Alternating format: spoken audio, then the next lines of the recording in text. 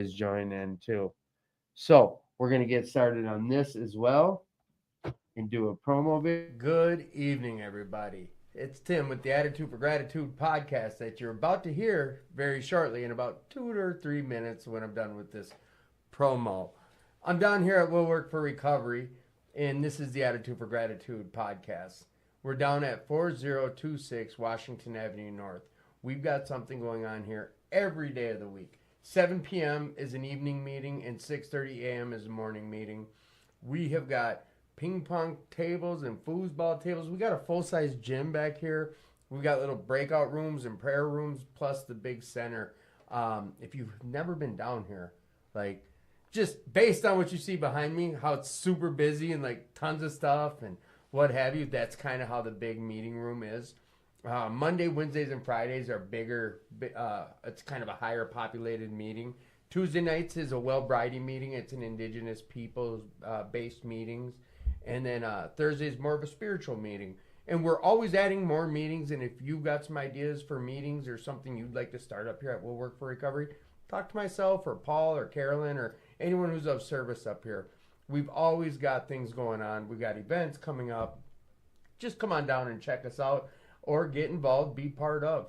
You're about to hear this podcast, Attitude for Gratitude, with some guests on the show. They share about their experience, strengths, and hopes. And it is an interactive show. So throughout the show, if there's something that you want me to elaborate on or you want to ask the guest something, put it right in the comment section. You're probably listening to this on Facebook Live or TikTok, which will be on a different platform or a different avenue, or YouTube. But feel free to comment or ask questions. My number will be going across the bottom of the screen, and you can reach out to me directly throughout the show, and I'll get to your questions. Other than that, again, like we talk about recovery. That's what we do down here. And we are an RCO. It's a recovery community organization. We have tons of resources. We are the largest RCO in the nation based through the amount of people who come through the doors here. So come on down, get involved, check us out. If you're struggling tonight, please reach out. Get involved. You can call the hotline 988 if you're having some negative thoughts or what have you. But other than that, like, check out what we're about to talk about. It's recovery. Get involved. Be part of, not apart from. We share about everything. We use over nothing. Other than that, like, sit back, relax, and enjoy the show. There we go. We're back. We're live. Everybody, how's it going? I think I'm on point here. But you guys out there in that listening land, I do go live on which camera? I don't even know what camera I'm using, but I go live on TikTok and we're doing the YouTube thing and the Facebook thing, something called Twitch or Stitch. I don't know. I had someone come in throughout the week and help set up some things. So this is a first week of me trying some new platforms. But as always, feel free to share this to your other platforms or reach out to me directly. My number's going across the bottom of the screen. And tell me what I'm doing wrong, because I have so much room for growth when it comes to the technical side of podcasting or whatever. I need help with everything. I was going to say, I got the recovery side of this covered, but I don't. This is a recovery podcast. It's a podcast. You guys are on mute, so you can talk. Oh, ET phone home. Yeah. I do owe you guys an apology right away. I know I've been advertising a couple guests named Ashley and Heather that were going to come on tonight. Something had come up and they were not able to come on the show tonight. So we did move our Step and Tradition podcast up a week or two. And I was able to politely ask Rick and Misty to bump their schedules and come in tonight, and they did. Oh, yeah, flip those on. These are really cool. They're on the bottom. Change colors. So, yes. Rick and Misty are in the house. We're going to be talking Step and Tradition 7, which is a biggie. You guys know what it is. If you have any questions throughout the show about what we're talking about, if you want to get involved with it, if you want to know more and we don't touch on it, I want to first share that Rick does do a 4-step workshop down at 2218 every Wednesday at 6:30. Doesn't matter where you're at in your 4-step. You can show up. It's about a 7 to 8 week looping situation. So whenever you show up, you're good. They do worksheets. We'll probably touch on it a little bit. So you show up, they have everything provided. Other than that, we are down here. We'll work for recovery, like it said in the little promo. But for you in TikTok land, we didn't talk about that. I will post some information as we go, and it will be in the comments section. Excuse me. So we are at 4026 Washington Avenue North. It is Friday. And down at We'll Work for Recovery on Fridays, starting at 8:30 p.m. Misty, if you want, we can turn the lights, the overhead lights. Okay. Starting at 8:30 after the big meeting, they're doing karaoke. Come on down and do some karaoke. Big O, he has started 8:30 Friday night event karaoke. Last week was the the first one. And it was a blast. Like, I've gotten so much great feedback from it. So it's just a big party down here. Come on down and check it out. It's something to do on a Friday night. And as long as like people are still showing up for that, it's gonna keep on going. It's a beautiful night. I know they have big bonfire going on tonight too. So if you have nothing going on, come on down to We'll Work for Recovery. You can come check us out through that glass. You can go in there, sing some music with Big O, or you can hang outside and sit by the bonfire, have some s'mores, or I don't know. What do you do by a fire? Tell some lies or something? I don't know. Whatever. We are starting a Sunday evening meeting. Race is going to start it. It's meeting and a pizza. Something like that. I don't know if they've got it set in stone yet, but Sunday nights at 7 p.m. There's a meeting here every night now at 7 p.m. Tuesday nights is the Red Road meeting, it's the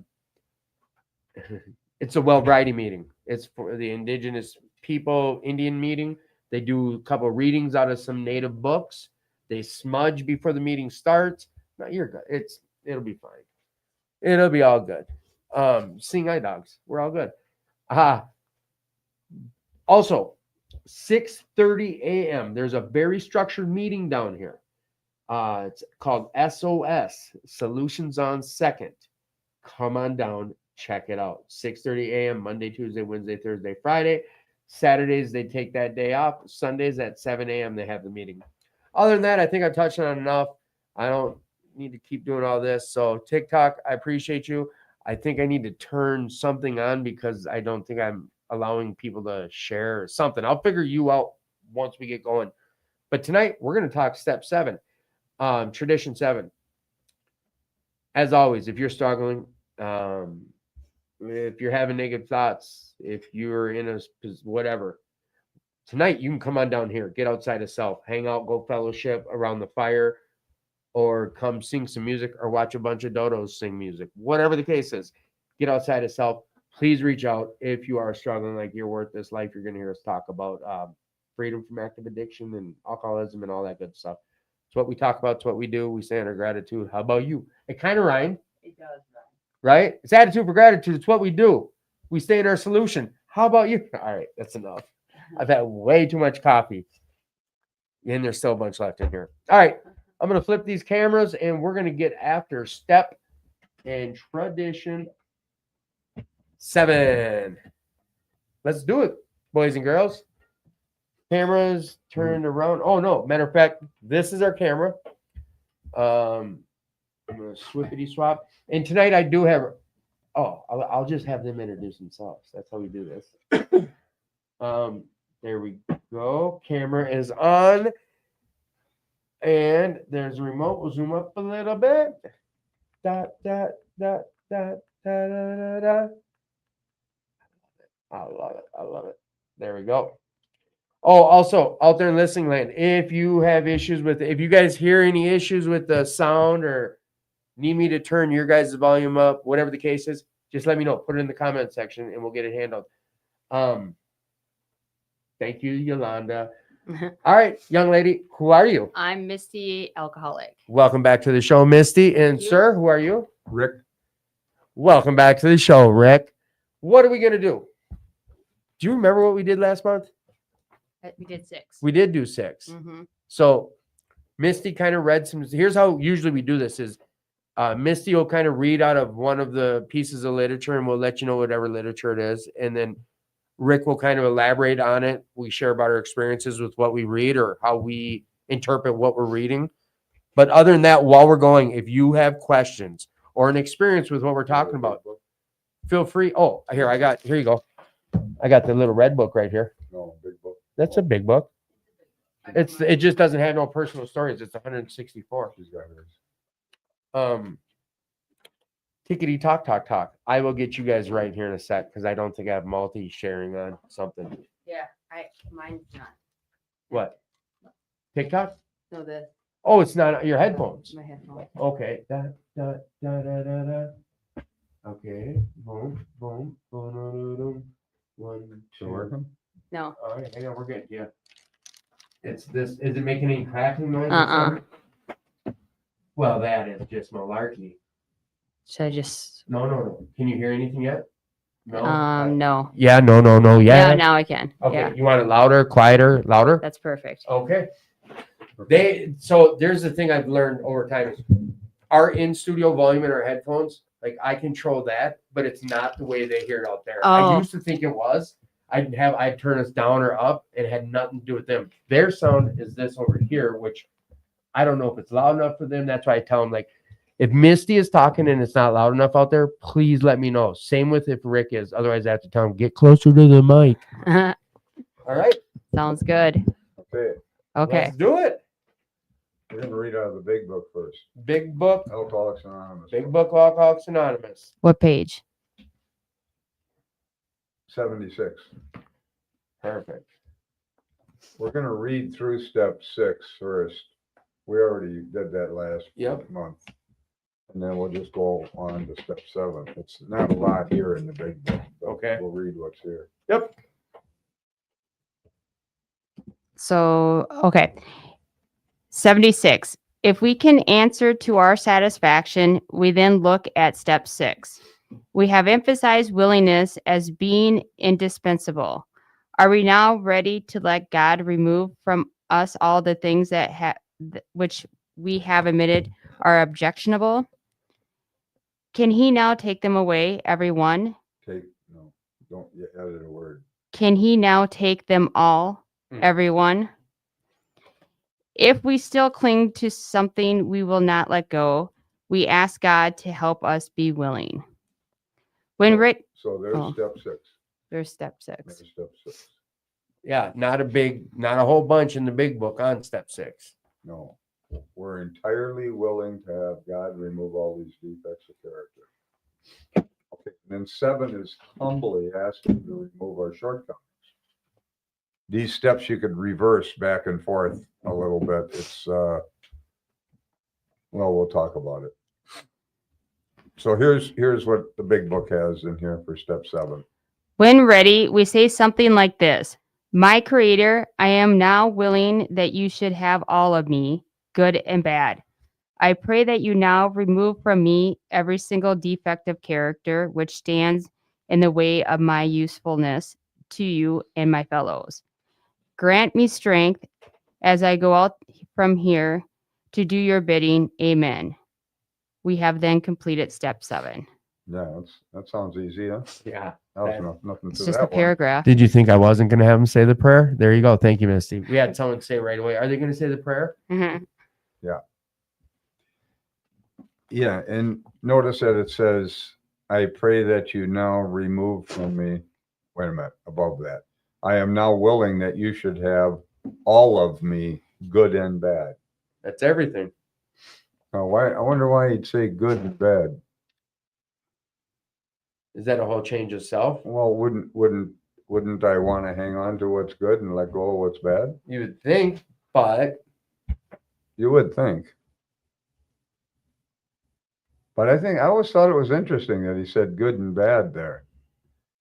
And for me, I can tell you that when I got sober, I was trying to hang on to some things that were some of the worst stuff, and I didn't realize it. I thought they were good, and they weren't. They were really bad. So apparently, for me, there's been some confusion about what's a good old idea and what's a bad old idea. Well, this pretty well covers it, good and bad.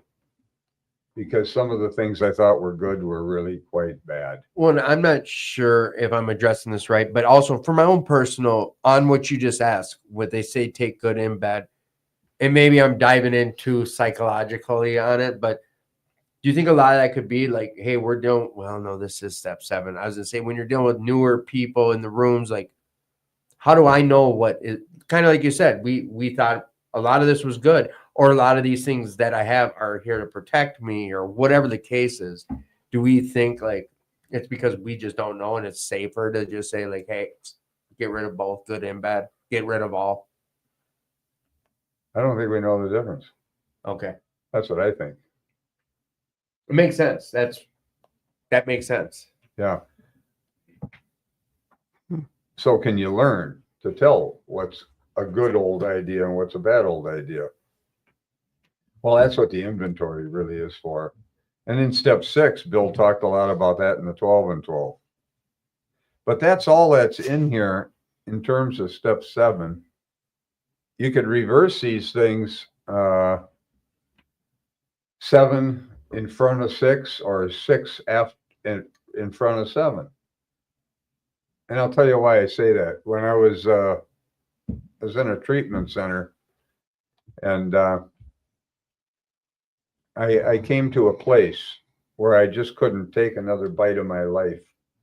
And I said, I'll do anything not to live this way. Anything. And I meant it, and I wasn't kidding. I was sick of myself, and I'd had enough. I was 35 years old, and I'd been solving all of my problems all my life. You know, if you're an atheist, what are you going to do if you got a problem? You're going to fix it. Yeah. There's nobody else to fix it. There's no. And I certainly didn't trust anybody out there to fix problems that would be in my best interest, Right. because the people I knew were always trying to do what was best for them, and it wasn't what I liked. So I was in trouble. I wasn't interested in that. So I was just fixing everything, and it just got worse and worse and worse the more I did that. I could not, at the end of my using days, I could not solve any problem without making it worse. Sounds familiar. This is frustration off the charts if you don't have a belief in a God, which I didn't have a belief in. So that's an absolute admission of insanity. Well, I had said anything. I'll do anything. I can't take this anymore. And I had a profound spiritual experience that literally removed the compulsion to use. It was just taken away, just like somebody flipped a switch inside of me, and it never came back. We're talking a lot of years now, 38 years ago that happened. And I mean, no urges, no desire to go back into that life, simply removed. And we shared about this is before you took your steps. This happened. This is, I was only 3 weeks sober. Yeah. I hadn't done any work in AA. Yeah. I just was at a bottom, and I said, I'll do anything. Well, isn't that what step 7 is? It's this asking, not an asking like, would you pass the potatoes or something? You know, this is an asking from your whole being. I want this gone. I'm sick of this. Well, I've come to believe, and from over the years, that when you ask with that kind of sincerity, it's going to go. You may not like Get involved, be part of the outcome of it, yeah, but it is going to go. It's like what Chuck Chamberlain said. Chuck C was an early fellowship guy, sobered up in 46, and he said, how do you know when you've given something to God? You don't have it anymore. It's really that basic. Now, I know that I gave that up. Now, I didn't believe in God, but I gave it up. I just said, I can't take this anymore. I'll do anything. I'm not living like this anymore. In a sense, I guess I was giving it up. I thought maybe, I don't know what I thought. Maybe it was to fate, you know, but isn't that the same thing in a sense? Yeah. So and it was removed. It was just simply taken away, and it's never come back. I mean, the compulsion to use, the desire, no urges, no anything. And it happened immediately. It was gone, and it's never come back. So in a sense, I was asking to have that removed, but I was entirely ready to have it taken. Say that you weren't entirely ready. No, I was entirely were. ready. Yeah, I couldn't stand it anymore. And then when you think about character defects, is that the way I handle character defects? Well, if I did, I wouldn't have them. Right? I mean, why do I have a character defect? Isn't it because it has value? Some aspect of it I like. Yeah, It might personally, be yeah. quite twisted and quite ugly, but the fact of the matter is, I think I have them because there's an element of them that I like. Mm-hmm. I mean, do you see that Mm-hmm. in yourself? Yeah. If you got Def- some examples, we'd love it. But Well, I mean, for me, the manipulation with my ex-husband and stuff, I used that in my other relationships too. Like, it's game playing, and I didn't really. It was serving a purpose. I would get what I wanted at that time, and that was a defect that I'm still practicing to. But I'm at least aware of what I'm doing when I'm doing it. But it's the manipulation to get like financial gain or whatever it is. So Yeah. the manipulation aspect is something that. It's a character defect. Yeah. Okay. What does that fall under? what do you mean? I mean, isn't usually it's one of the 7 deadly sins is our character defects? One of those, or just manipulation is what we would call it. Well, I think it's fear. Fear. Yeah. Fear of isn't not every- getting what you want. Yeah. Do you see it that way? Fear of Yeah. As he words it out, like Fear. I think a lot of my defects are fear. fear based. Yeah. Definitely. It does make sense. And in it's fact, they all are. yeah, I was gonna wrap to that. It's like any character defects I have, the underlining, if I want to take it all the way down to what it really is, it's some form of fear. Because there's only two things operating: love and fear. You might think there's something else, but that's it. You're either in a loving mind or you're in a fearful mind. And all the negative, all the character defects come under fear. It makes sense. Yeah. It does. And when you said like we might think there's something else, when I see it that way, like yeah, I'll tell myself there is something else, but when I get to the core of it, Right. it's fear. Yeah. If it's not, yeah, that's perfectly worded too. If it's not love, It's fear. it comes down to driven by 100 different forms of fear.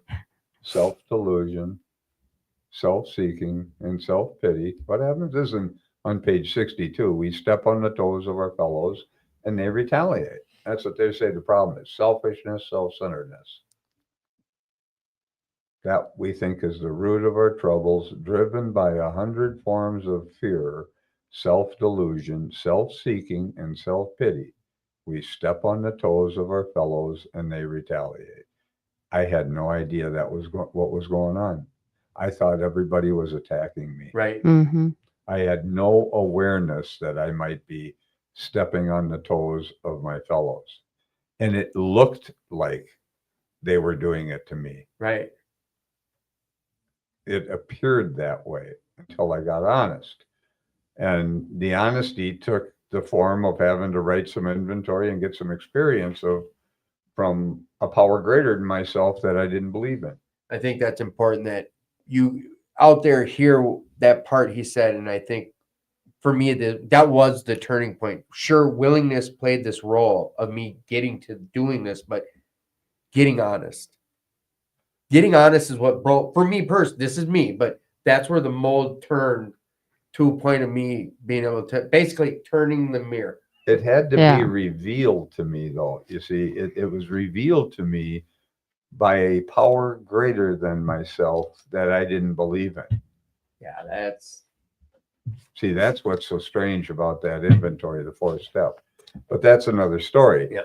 But this thing with character defects, I mean, Misty alluded to the idea that she's getting better on certain things, and I think that's what happens. See, ultimately what happens, and this is the way it seems to play out, is that let's say you have a character defect that's stealing, for Yep. example. Okay. Stealing things, material things. Okay. Well, you can be a thief in a lot of different ways. You can steal in relationships. Yep. That's every bit as much thievery as stealing material things. In fact, it's probably worse when you're trying to manipulate others to get what you want. It's really, it's not a good thing. But nevertheless, so now you want to stop it. You want to stop stealing. You want to stop manipulating to get what you want. So you're trying to quit, but it still has value. You get what you want. So you fight with yourself. Maybe it's painful 25% of the time, but it still has 75% value. So you become aware of just how ugly and destructive it is. And as you go along and you keep doing it, you realize it's causing you more and more pain. Maybe it's 50% painful and 50% value, which I think is what you were talking about. Mm-hmm. You start to make some progress. And as you go along, you're still doing it, but you don't like it. You're aware. See, it's the awareness that starts to change you.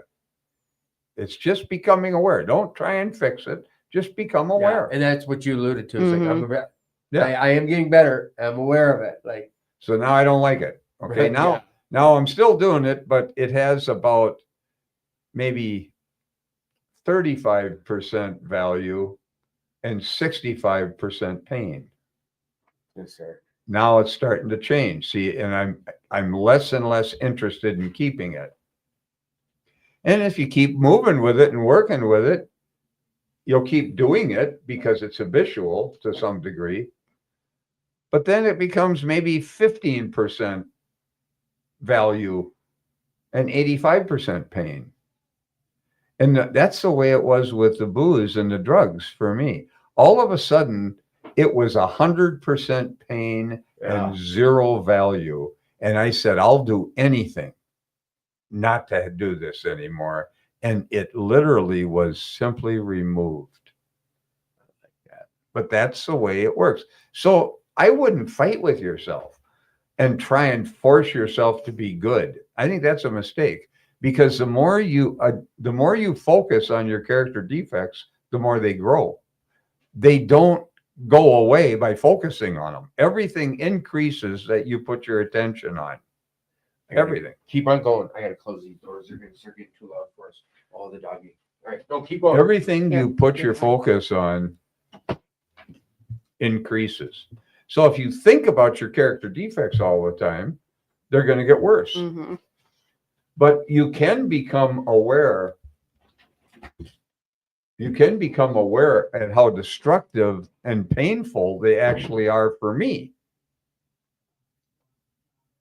And we'll read a little bit. You know, Bill in the sixth step of the 12 and 12, he used the illustration about gossip.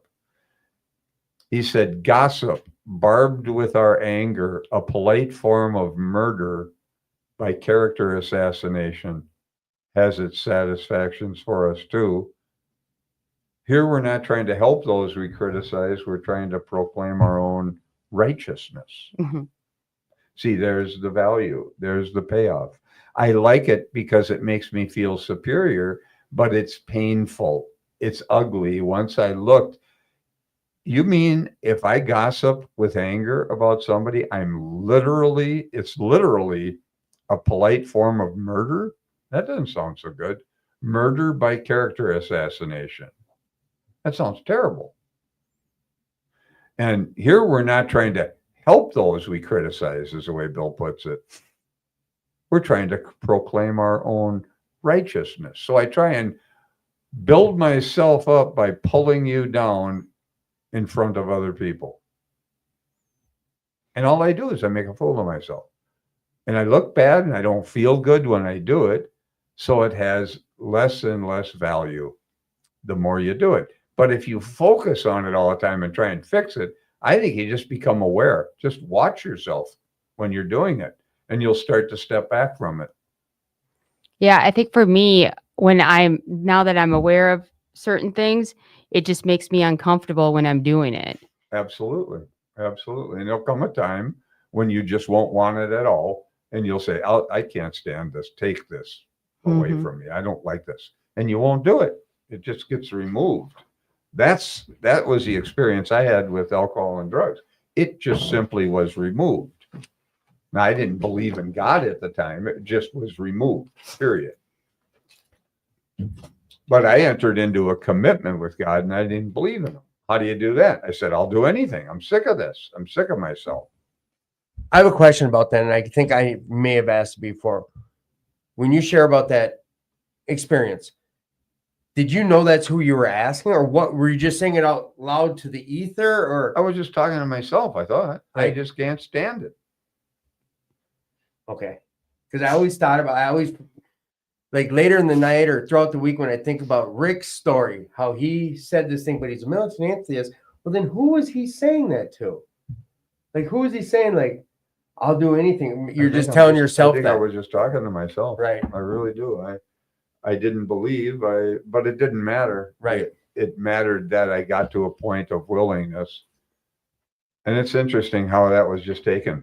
But in the 12 Steps and 12 Traditions book, if you look on, let me see if I can find what page it is. That is this book.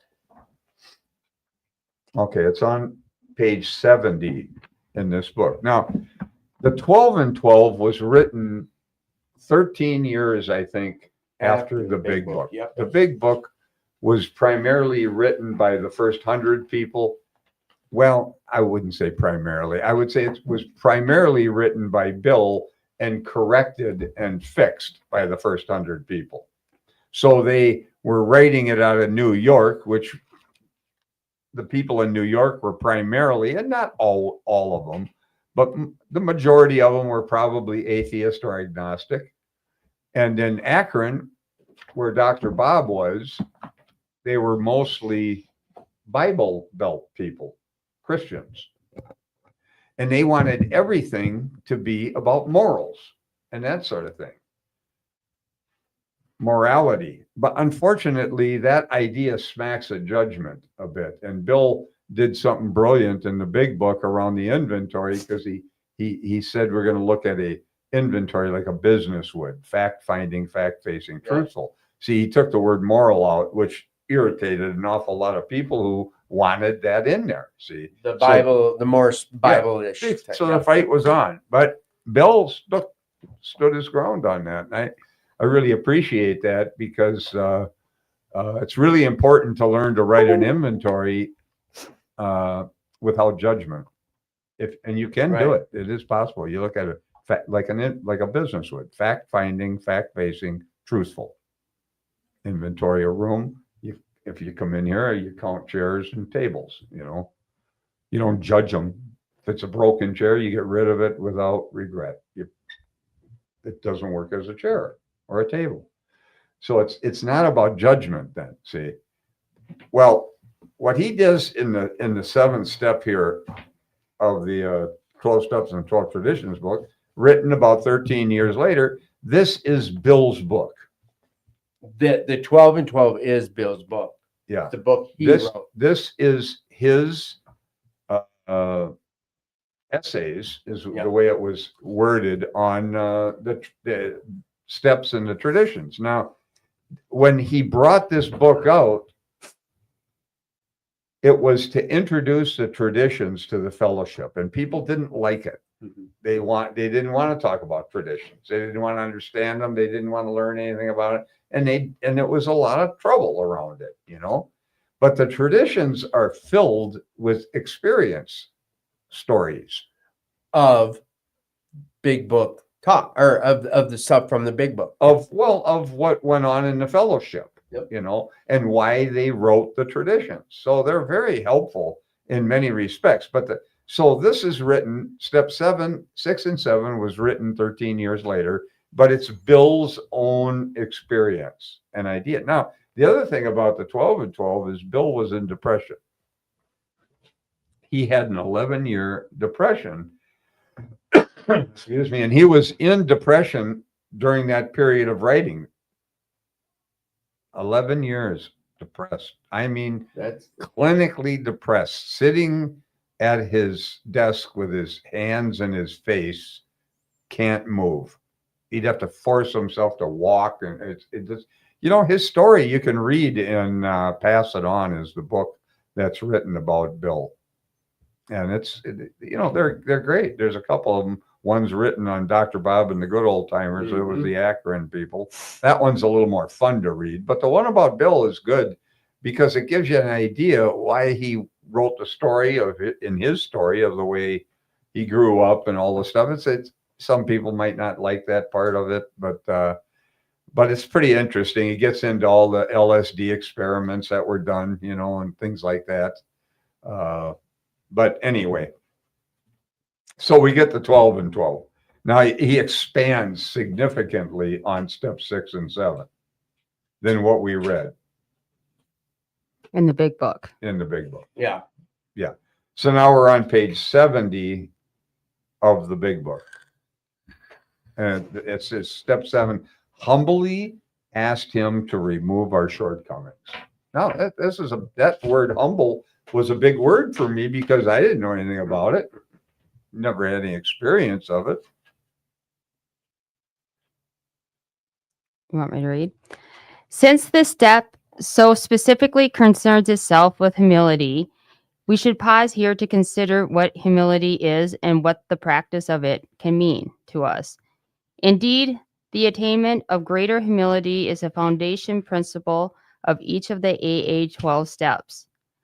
For without some degree of humility, no alcoholic can stay sober at all. Yeah, you have to get to a point where you can't stand what you got going on. What page did you say we're on? In the 70. 70 and 12 Step and 7. 12. Oh, and 12 and 12. Yeah. Nearly all AAs have found, too, that unless they develop much more of this precious quality than may be required just for sobriety, they still haven't much chance to become truly happy. Without it, they cannot live to much useful purpose or in adversity be able to summon the faith that can meet any emergency. Yeah, so it'll be difficult to stay sober as you're going through this journey. Humility as a word and as an ideal has a very bad time of it in our world. Not only is the idea misunderstood, the word itself is often intensely disliked. Well, that's true. I think I've always felt that way. I never liked the idea of being humble. And not that I knew much about it, but It was foreign to me, yeah. I saw it play out one time on late night TV. It was a Johnny Carson show, and it was Mr. Rogers was on there. Yeah. And Johnny, who really was a classic comedian, and he was not a mean-spirited guy, but he got into trying to make fun of Mr. Rogers. Yeah. And Mr. Rogers just sat there as he was making fun of him on live TV. And Johnny, it all fell flat. He made an ass of himself. And it was interesting because I saw the power of humility. I saw it right in front of my face. Didn't really understand it, but I saw that you could not make fun of Mr. Rogers. Is it one of those deals where Johnny was being him? He was. You're right. He's a great of his time. He was the best. Yeah. And he tried not making Mr. Rogers like the butt of his joke, but probably doing what he does and making light of it. And Mr. Rogers is a wholesome man. Well, he didn't pick any of it up. He didn't react to it. He didn't get angry. Yeah. He didn't get smart, about it. He just sat there. And Johnny made a complete fool of himself. I saw it. And I thought, holy shit. Humble. Look at this. Yeah, I grew up with Fred Rogers. Right. I love Mr. Rogers. Yeah. So anyway, that's when he says, well, Not only humility as a word and as ideal has a very bad time of it in our world.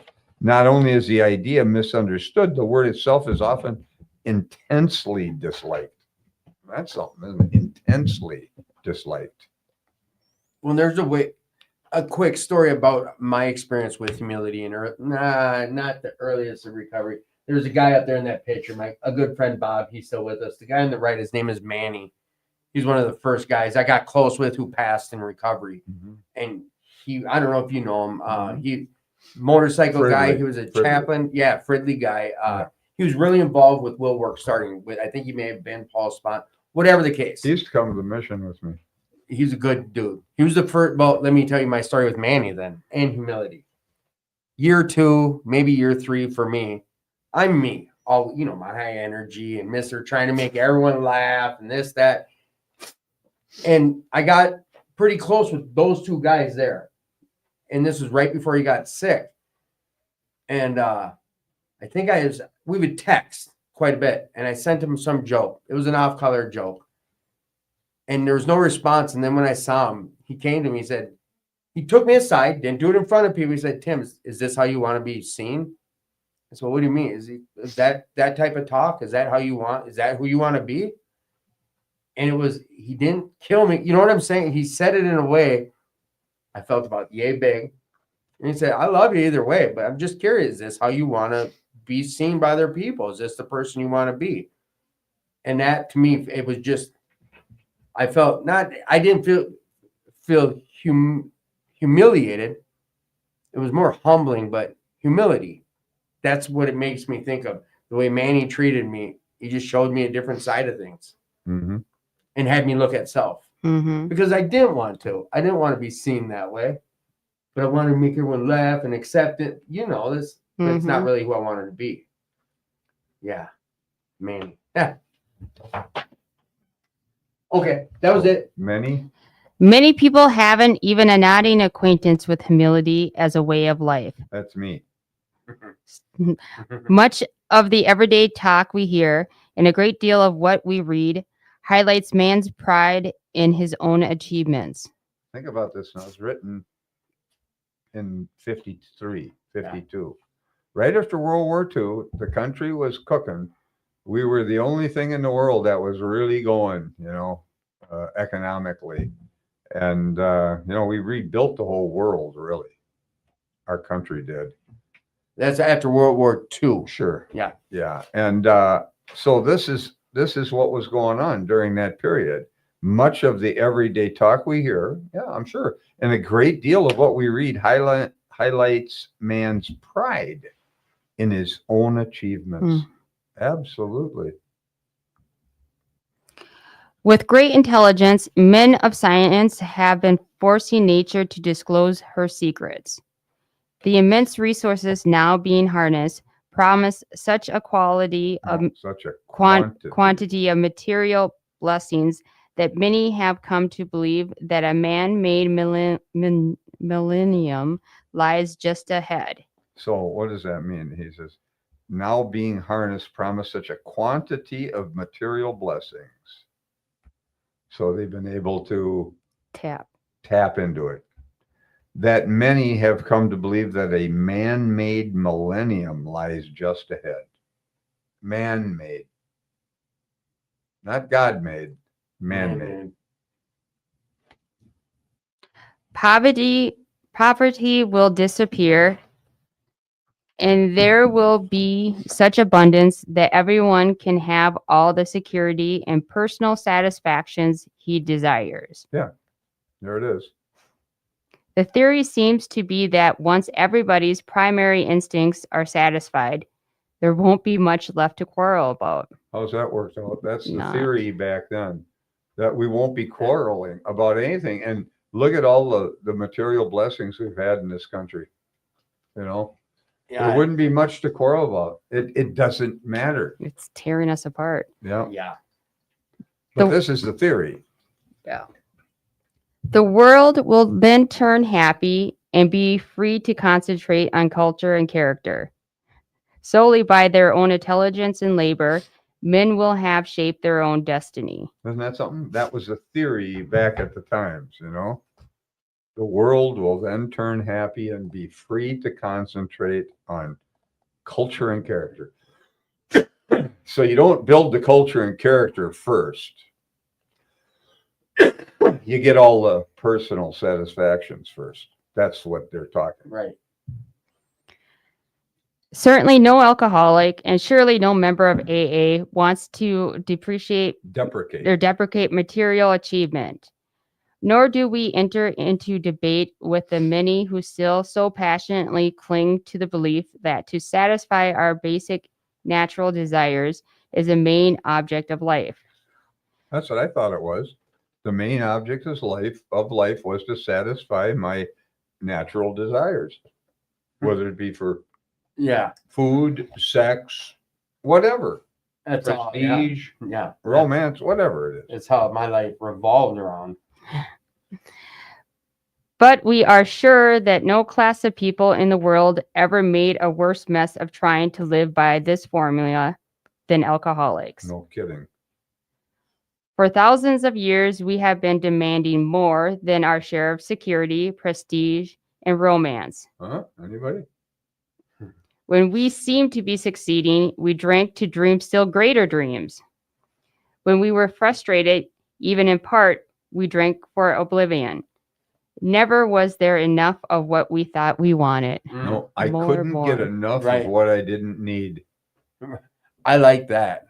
I couldn't get enough of what I didn't need. Isn't that something?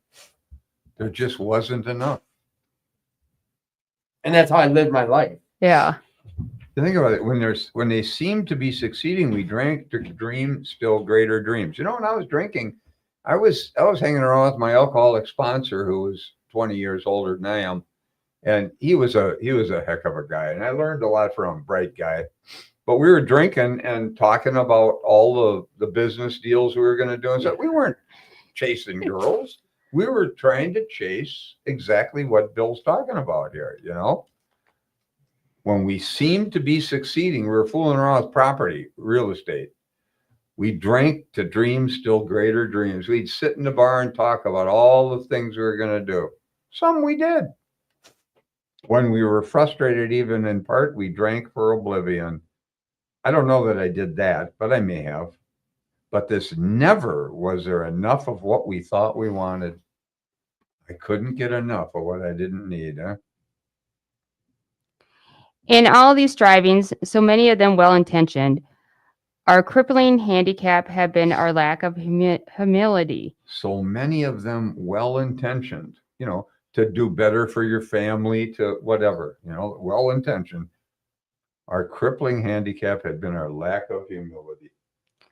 We had lacked the perspective to see that character building and spiritual values had to come first, and that material satisfactions were not the purpose of living. Isn't that something? I had to come to see that character building and spiritual values had to come first.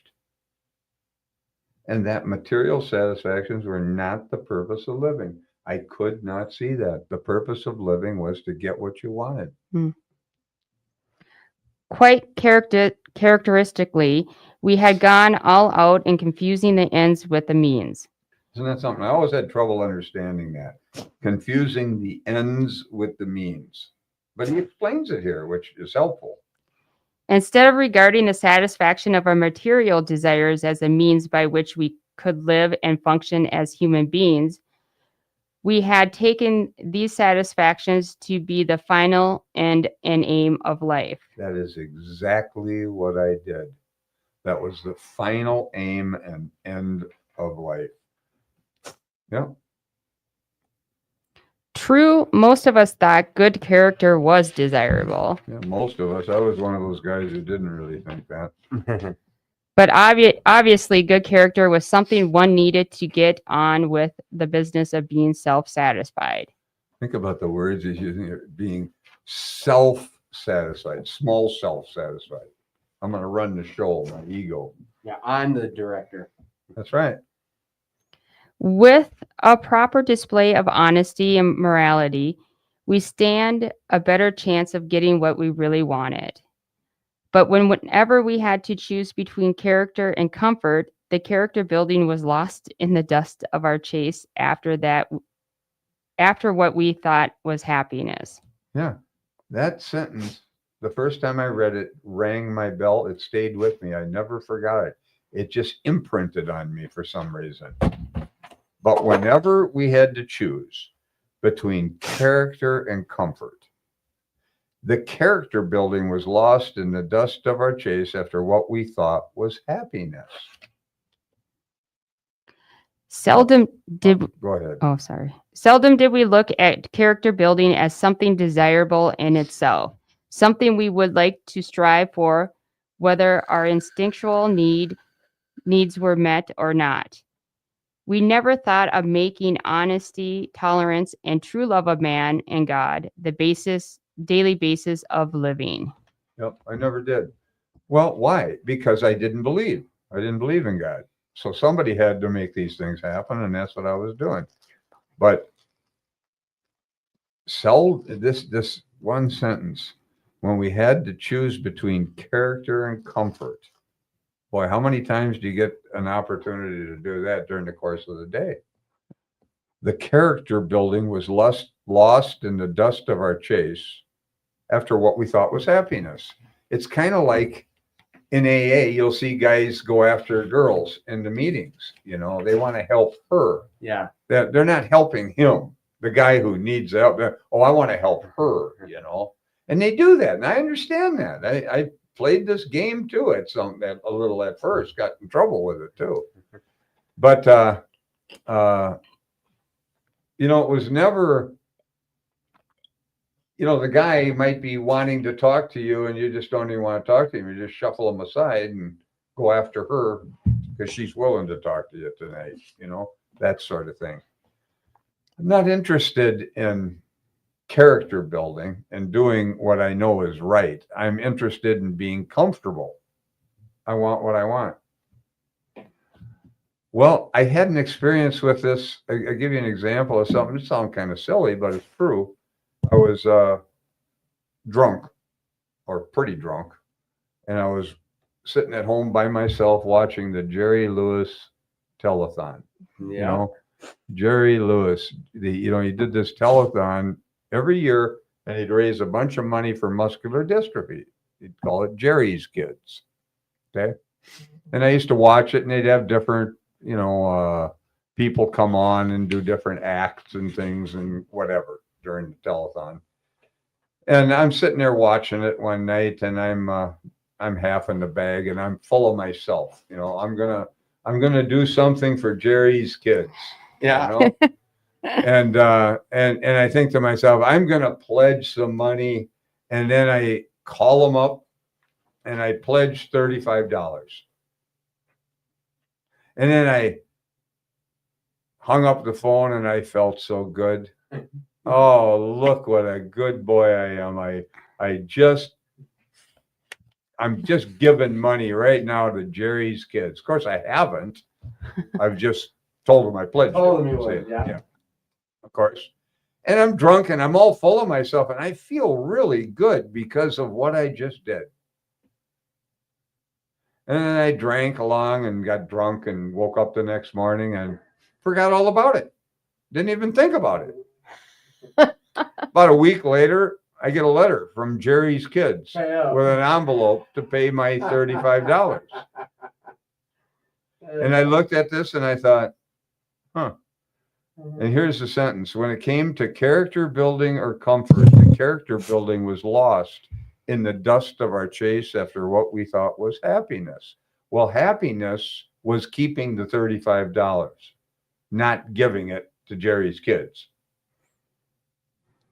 I'm not interested in doing what I said, which would have been character building. I'm interested in keeping my money. So I don't do it. I'm guilty. I just throw it in the envelope in the waste can. But doesn't take too long, maybe another week. I get another letter from them. Same thing. And I look at it and I just feel guilty. I know what I said I would do, but I'm not going to do it because I'm more interested in being comfortable than building character. And I want to keep my money. Doesn't matter what my word was or what my pledge was. A pledge is something that you pledge from yourself to do, and I wasn't going to do it. Well, they don't just let it go. Every week for some time, I got letters. And I mean, every week when I go to the mailbox, I felt guilty. I just felt guilty. Now, I could have just paid it and got rid of the guilt. Okay. But I'm not going to do that because I want to keep my money. So I don't pay it. But I keep feeling guilty every time I go and pick my mail up, because there's another envelope from it. And it keeps reminding me. And that went on for almost a year. They are relentless, man. They just kept sending me stuff. Cost them a lot of money in postage alone. Just gonna say. Yeah. The people, I think postage and then someone's time they're getting paid. Oh God, it's just awful. But I felt guilty. Yeah. Because I didn't do it. I told that story at the Union Gospel Mission at the Christ Recovery Center, where I put a meeting on every week. And this is a long time ago. This is probably 30 years ago. And a friend of mine, Kurt, was sitting in off to the right from me. And Kurt heard me tell that story. And then I get an envelope in the mail a few days later to pay Jerry's kids their money. It looked like he set it up to make it look like it came from Jerry Lewis, but it didn't. It came from Kurt. And I knew he did it. Yeah.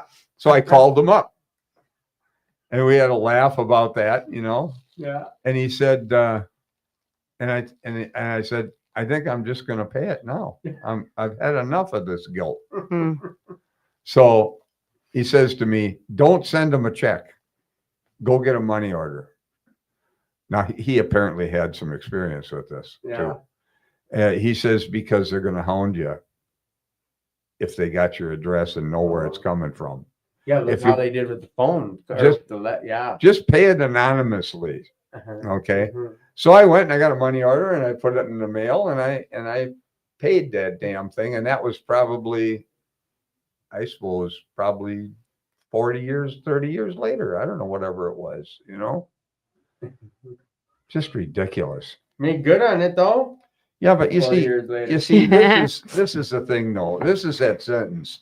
And that's why that sentence probably rang my bell. When it came to character building or comfort, the character building was lost in the dust of our chase after what we thought was happiness. What I thought was happiness was keeping my money, yet it was making me feel guilty. Yeah. That's something.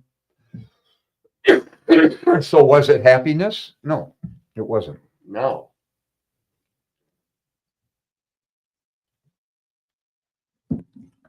This lack of anchorage to any permanent values, this blindness to the true purpose of our lives produced another bad result.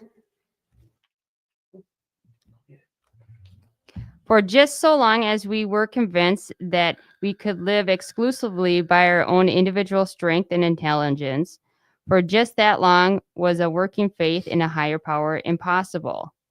This was true even when we believed that God existed. We could actually have earnest religious beliefs which remained barren because we were still trying to play God ourselves. Isn't that something? As long as we placed self-reliance first, a genuine reliance upon a higher power was out of the question. The basic ingredient of all humility, a desire to seek and to do God's will, was missing. I like that. When we place self-reliance first, a genuine reliance upon a higher power is out of the question. That's right. I was gonna say, if you need to take Marty out, go ahead. Yeah, I might take him out again. I like that, Marty. How is Marty? Haven't seen him in a while. Oh, yeah, he's good. Good. Marty. But this lack of anchorage to any permanent values, that's me. I had no lack of anchorage to any permanent values. I just didn't.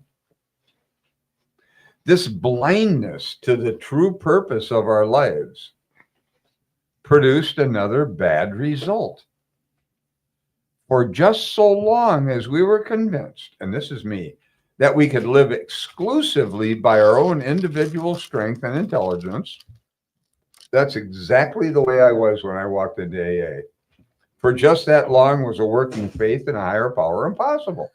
Yeah, there was no God in my mind at that point. This is for the believers. This was true even when we believed that God existed. Think about this. You believe God exists, okay, you have this faith in God, but I'm still controlling things. I'm still trying to get what I want. This was true even when we believed that God existed. We could actually have earnest religious beliefs which remained barren because we were still trying to play God ourselves. There used to be a guy who came to the mission with me. His name was Barron. I says, listen to this one, Barron. You're in the book. They're talking. They're talking to you. We could actually have earnest religious beliefs, yeah, which remained barren. This is why you don't feel God, because you're trying to play God. Right.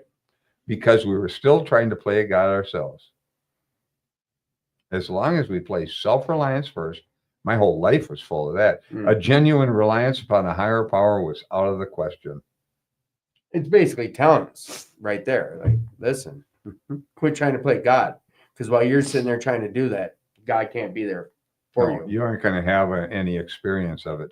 The basic ingredient of all humility, a desire to seek and do God's will, was missing. A friend of mine asked me a while back he was talking about doing God's will. We were just driving back from breakfast. And now he's been sober 20 some years, and I was sober 38 or something at the time. And he talked about doing God's will. And I thought to myself, I have never tried to do God's will. I have never consciously asked what God's will is, and I want to do God's will. I just haven't done it. Never. Out of all these years, it kind of caught me off guard when he said it, and I thought a little bit about it. I thought, I've never tried to do that. As much as I've heard other people talk about it, I have never tried to do it. It never consciously. It's not that I rejected the idea. It never occurred to me. Figure that one out. I've thought about, just on the same line of conversation, I've thought of it, but then I go instantly when someone says something like that, I think, how do you know what God's will is? And how dare you think you can do God's will? That's just the way I think about it. If I say any type of prayer, I'm like, what is your will for me? Or, I know love and caring. Is that me doing God's will? Do you see what I'm saying? I just don't. Depends on what you call love and what you call caring. I guess. Serious, yeah. This guy's thought and view of what love looks like might not be the same as mine. But then my head goes to this place when I hear you say that. I thought you were going to go with a different direction on what you were thinking. But I'm thinking the ego on someone to say that they're going to do God's will. How dare they? How do they know what God's will is? Tried to do God's will. And it's not like I made a decision for it or against it. I never even thought of it. Now, why would that be? Well, I just started doing 12-step work really early on. Some might say that was God's will. Well, I don't. Yeah, well, some might say a lot of things, but all I was doing was trying to save my own rear end. Right. No, right. I wasn't doing it to do God's will, and I wasn't even doing it for the right motives. Right. To try and help someone else. You were doing it for you. I was doing it because it lifted me out of my depressions. Right. That's why I was doing it. There was nothing noble about it. Then I noticed as time went on, and I'm doing a lot of it every night of the week. I'm doing it because I enjoy it. Okay. I feel better, but I'm not depressed anymore. But now I just enjoy doing it. I like the interaction with the people, the guys that I'm hanging. These are treatment programs where it's all men, And I just started doing it and I never stopped. but I never, ever set out to do God's will. In fact, I heard a guy say, a Jesuit priest say, a good is never so good as when you don't know you're doing good. Now, why would that be? Because if you think you're doing good, you can become a big jerk. Arrogant. Yep. Oh, yeah. And you'll start pushing at other people, trying to teach them lessons. Yep. Oh, I know a guy who does this. Start playing God. Over here trying to play God. Oh, yeah. Sober a long time, too, and doing this kind of crap. Going to teach people a lesson, play games and stuff. Right. This is really not good. Not good. So, anyway, I just kept doing this stuff. And then I started doing 4-step workshops, not because I wanted to help. I was doing it because people were asking me to sponsor them, and I couldn't just read the big book to everybody. Right. You get too much time. I couldn't sit with people individually. So guys I was sponsoring, I'd group them. Right. Maybe 3-4 of them on a Saturday, and we'd do it that way.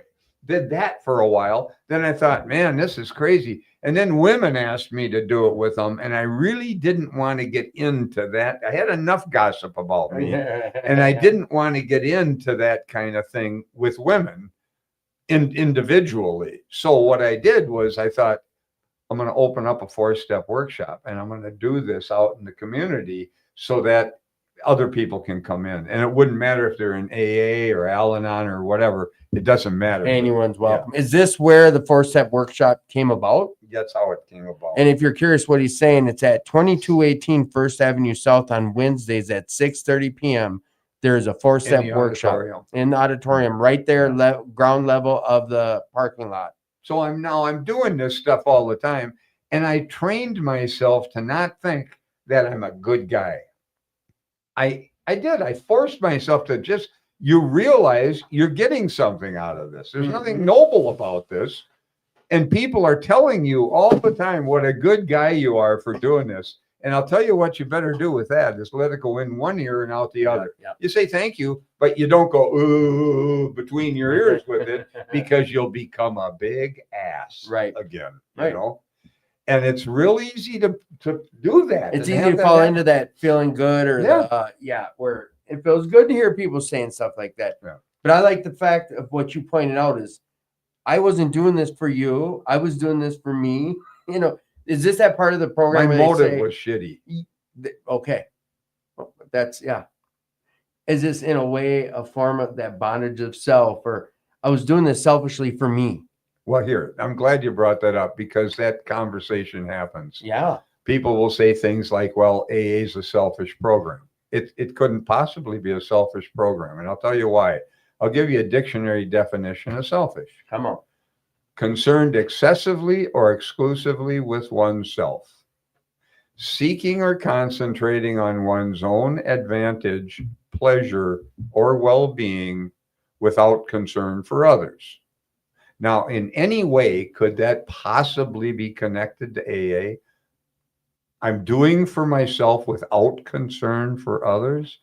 AA is exactly the opposite of that. So people, when they say things like AA is a selfish program, they don't have an understanding of what the word selfish means. See? I love it. So once you understand what the word means, then you'll see that it couldn't possibly be selfish. Now, so what is it then? Okay. Now, some people would say, well, it's self-interest. No, that's not even good because I looked that up in the dictionary too. And it's very similar, but not quite the same as selfish, but it's on the same lines. Okay. Self-interest. What the best way that I heard it put by this Jesuit priest, and he was right about this, is how about enlightened self-interest? Enlightened self-interest. Yeah. It's not selfish. It's not self-interest, but you're doing it for yourself, but it certainly isn't without concern for others. So you're doing it with concern for others. But it's best if I just do it and not concern myself with whether other people get anything out of it or anything else. I've trained myself to do that in those workshops. Effort, not outcome. Well, it talks good, but you can start thinking you're a good guy, and people come up and say, "Oh, you're so good. You've helped me so much." Yeah. Oh my God. That shit, you're right. And Yeah, most of the time I didn't even know I was helping them. Right. Here's another one that'll probably irritate some people. Come on. I'm going to go out and try and help people. I'm going to help people. Now you're judging them, aren't you? How dare you say I need your help? That's exactly what it is, Yep. too. And have you ever had somebody say, "Oh, I'll pray for you," and it pisses you off? What do I need your prayers for? Pray for me for what? Exactly. Mhm. You see what it is? It's judgment. Yeah. You're judging the person when you're saying that. There's something wrong with you, and I need to pray for you, or I need to help you. Is this the part where a guy would say, someone's going to pop on and say, I tell people I'll pray for them because it's out of kindness in my heart to do good by them, or You're still judging them. You're still saying there's something wrong with them and you need my help. I love it. I love it. Oh, this is blasphemy. I can tell you, this gets difficult because you have to step away from your ego with this stuff. See, I love it. I like how you word it too, because until someone, well, in a way, like you said, how when the guy said, "Let's do God's will." Well, no, let's do God's will. Until someone said it, you really hadn't thought about it even. no. And I don't know, maybe I've been doing God's will, but that's not the point. You weren't even thinking of it that way. I'm not thinking of it in those terms. And this is kind of the same on a different level. I'm thanking you for the same thing of like, I wouldn't even look at it this way until someone else shared it, like you're just sharing it. I didn't build a big ego trip around it. See how I'm gassing him up too. Yeah. Compliments, but he doesn't. I love that about Rick. I want a piece of that. I don't. What would I take the credit for? You look, they did this all the time, and I'm not a religious guy, but I'll say it. With Jesus, they did it all the time with Jesus. He'd heal somebody. They'd say, "How'd you do that?" Well, he doesn't say, "Well, I adjusted them a little here and over there I adjusted them." He never says anything like that. He says, "Why do you call me good? The Father does the works." It's not of him. It was through him. How can you take the credit if it's through you? Did he just compare himself to Jesus? No, you must be. Wait. Oh, you guys, you don't have your headphones in. Yeah, I do. You do. I did a rim shot there. All right. I like But you it. see what I mean? I do. And Yeah. it makes sense. Like I said, a lot of this stuff, either I've heard it in one ear out the other, but I would have never even, like the light you put on certain things, I'm glad. This is why we do this. I'll tell you something that happened to me. Now, I'm not sure why I'm telling this, especially in whatever the topic is here, but I was at, and we're sitting there, and there's a lawyer. It's his house, and he's, probably about my age, maybe a little younger, but he's bright, and he's got a bit of a I know everything sort of thing, Well, it can be kind of a problem with some lawyers. It's not all of them, but some of them are like that. And this guy was a bit like that. But we were talking about spiritual ideas, and he goes to church, and he's into spirituality and all that sort of thing, religion. He's very religious. Yep. And I started talking to him about a book by Walter Russell, where he talked about everything in the world is energy, light energy. For example, a spoked wheel, a bicycle wheel, you can stick your fingers right through it, but spin it fast enough, it becomes a solid disc. Yep. So everything is light energy vibrating at different frequencies. So nothing is solid. If you look at it subatomically, there's nothing is solid. It's just space between them. Very little. And maybe nothing. Okay, if you get right down to it. But anyway, so I'm talking about, well, all of this is illusion then. He looks at me and he says, no, I'll try and use a little better word for it. He says, illusion, huh? No, this is the way people are, He's going to prove me wrong. Mm-hmm. Okay. He says, you think it's illusion? I'll just kick you between the legs. He said, I'm going to kick you in the nuts then. Mhm. That's right. That's exactly what he said. Mm-hmm. And I looked at him, and I don't know why I said this. This came out of my mouth, and I didn't even think it. It just came out. I looked at him and I said, that's the story of Jesus. And he looked at me. That's a religious guy. You know? He looked at me. He was quite shocked. I said, yeah, that's the story of Jesus. You kicked him in the nuts, didn't you? Oh, yeah. Yeah. He came and told you life is eternal, that you can't die, you know, and life's eternal. And then what do? You nail him to a piece of wood. To what? To prove that he can die. I'll show you you can die. You know what the problem was? That sucker came back. He came back. Not as a ghostly figure, as the stories go, but as a solid physical thing. This guy looked at me like, whoa, you know, he had nothing to say to that. But I said, you're Thomas. You're the denier. How'd that go? How'd that go? What the hell could he say? He's denying the reality with a statement like that. I thought it was fascinating because that did not come from me. I did not think that. I was a little shocked when I even said that that was the story of Jesus, because I wasn't sure I even understood when I said it. And then it made sense to me. And I thought, wow, it's true. It is. That's the story of Jesus. We'll prove you're not the son. Right. We'll prove that you can die. Oh, yeah. Problem is, he came back.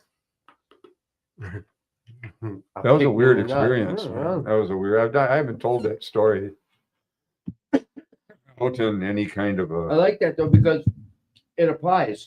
It applies to what we just talked about too. Yeah. So we'll read just a little bit, and then we can.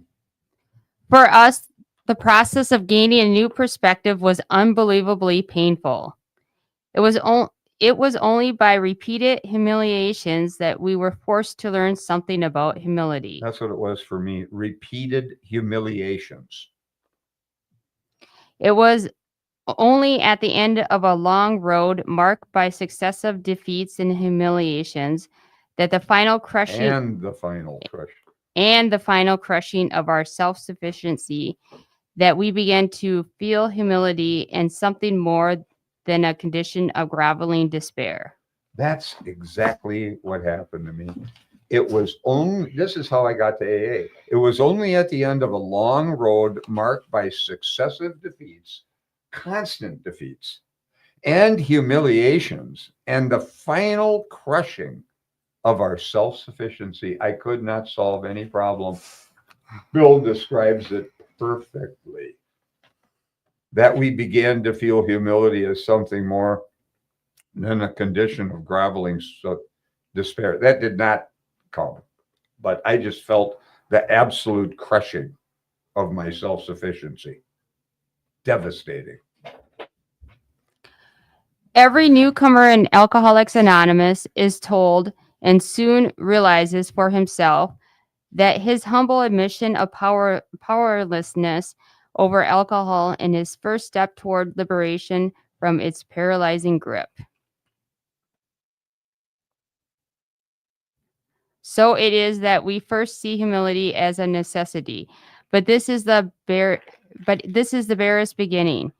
To be completely away from our aversion to the idea of being humble, to gain a vision of humility as the avenue to true freedom of the human spirit, to be willing to work for humility as something to be desired for itself, takes most of us a long, long time. A whole lifetime geared by self-centeredness. A whole lifetime geared to self-centeredness cannot be set in reverse all at once. Oh, kidding. Rebellion dogs are every step at first. Sure, you just rebel, you know. I got beat bad enough that the rebellion was gone for me.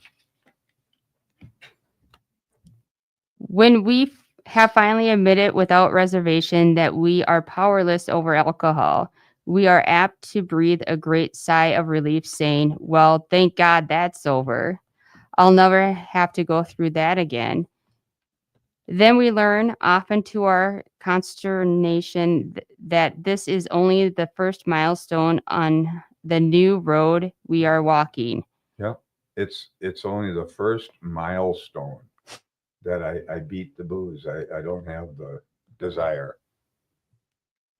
Still goaded by sheer necessity, we reluctantly come to grips with those serious character flaws that made problem drinkers of us in the first place. Flaws which must be dealt with to prevent a retreat into alcoholism once again. We will want to be rid of some of these defects, but in some instances, this will appear to be an impossible job from which we recoil. Are we clinging with a passionate persistent to others, which are just as disturbing to our equilibrium, You bet. because we still enjoy them too much? There it is. There's the answer. How can we possibly summon the resolution of the willingness to get rid of such overwhelming compulsions and desires? But again, we are driven on by an inescapable conclusion, which we draw from AA experience, that we surely must try with a will or else fall by the wayside. That's what it is too. At this stage of our progress, we are under heavy pressure and coercion to do the right thing. We are obliged to choose between the pains of trying and the certain penalties of failing to do so. These initial steps along the road are taken grudgingly, yet we do take them. We may still have no very high opinion of humility as a desirable personal virtue, but we do recognize it as a necessary aid to our survival. Yeah. Let's stop there. Well, it's a heck of a reading, you don't. Who the heck would think that you could get that out of the 7th step, huh? And then there's a little more if you want to read that stuff on your own. It's great. Yeah, you can pick back up on your own on page 74. It's his. You can wherever. Yeah, it's tremendous. So we So do I ask for my character defects to be removed with that kind of sincerity? Well, clearly, if I have them, I don't. So that's where the problem is. Yeah, you know what? That is a good place. We can wrap. We did about an hour and a half. Yeah. So, do you think we'd be able to talk about? So I had you guys scheduled for the 28th, which we'll go into December. We'll figure out December. Did we ever talk about December? Not December, no. Oh, Mama's. Oh, your flashlight's still on. So, yeah, I got it. I was gonna say your phone's gonna die. All right, so hey, I'm gonna go bye on TikTok real quick so we can do this online. I am so amateur hour with stuff. Flip camera. Boom. You know what? There we go. I'm going to call it a day on TikTok. You guys have a good whatever, and I'll talk to you guys next week live from the Attitude for Gratitude podcast. All right, done. And live. Now, you guys, what we're going to talk about real quick while we have Mama in the studio is December. We will have them back on is the 19th. Playing it too close for the holidays for you guys? That would work for me, and that would work for Rick. I have a schedule right here. All right. So we're going to go like this to the 19th, and we're going to add Rick and Misty to the podcast. Rick podcast. And then it would be step 8. Step 8. I'll put that right in here. I'm going to put it in there too. Step 8. Boom. All right. Add. I'll give you a reminder that Monday, but cool. We got a little wrap up. We got to do our fun little game like we always do. Misty, pick a number 1 through 100. Let's do, I think I've done this before. Let's do 100. No, you don't want that one. Okay, then 99. 99. All right. If you had to teach a class on one thing, what would you teach? Humility. Just Oh. kidding. I was gonna say this is perfect timing. Aren't you learning to teach classes? What did you say? Humility. Did you see how Dan rolled his eyes? The question was this: and if you want to put your answers in the comments, go for it. The question is this: if you had to teach a class on one thing, what would you teach? I think it'd be something like to do with animals, like to be kind with all animals, I like that. insects, and that's Incest? insects. Oh, I was like, you're teaching a class on something weird, right? Yeah, no, like spiders and everything. Yeah, no, like, yeah, not incest, insects. All right, so what we've been doing is everyone answers the questions now. Your turn. If you could teach a class on one thing, what would it be? TM.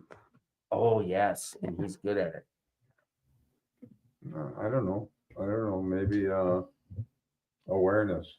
I like that. Pick a number 1 through 100, Rick. There isn't a wrong number. No, I know.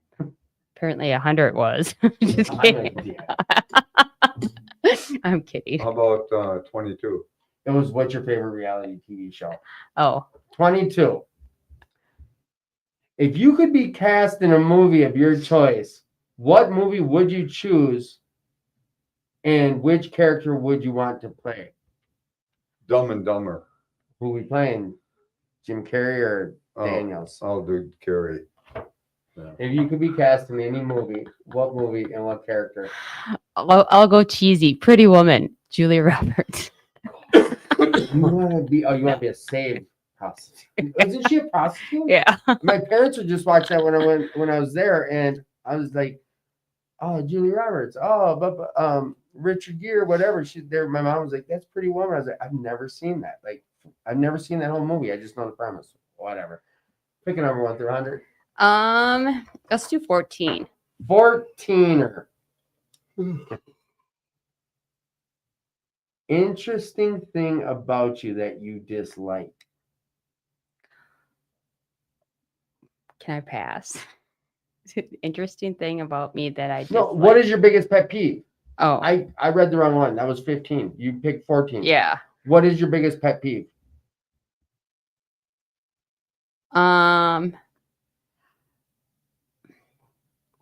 don't know if it's biggest, but it is a pet peeve, is being told that I'm wrong, because I feel like I get that a lot.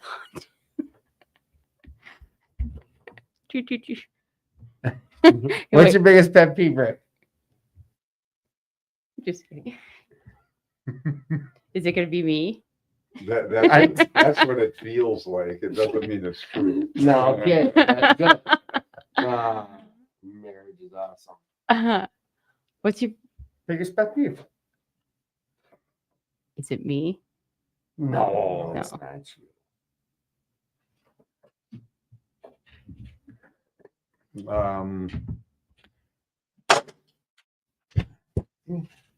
Wrap up questions. I need you in here. Come on. Sorry, I know. I'm sorry about that. Come on. All right, well, fine. Screw you then. He's playing the game. He's doing. Yeah. I don't know. I really don't know. Worst pet peeve? All right, slowly. We got a killer in here. Huh? We have a killer. The dog will bite you. I'm training him. No, I need you to sit down, and you're going to answer the wrap-up questions with us, too. Oh. All right. Rick, Hi. Misty, this is Rob. Rob, Rick, Misty. We just talked about Step and Tradition 7 tonight, and now we're doing the wrap-up questions. And we're on Rick for answering biggest pet peeve. We're not. Yeah, no, you can. Are we? Are we not? Are we not? Are we doing? Yeah, we are. Mine just fell out. Well, we didn't have one. He never does. He never does. That's They Rick. affect his earlobes. I don't know. Just what's your biggest pet peeve? He doesn't like the sound of it. Oh.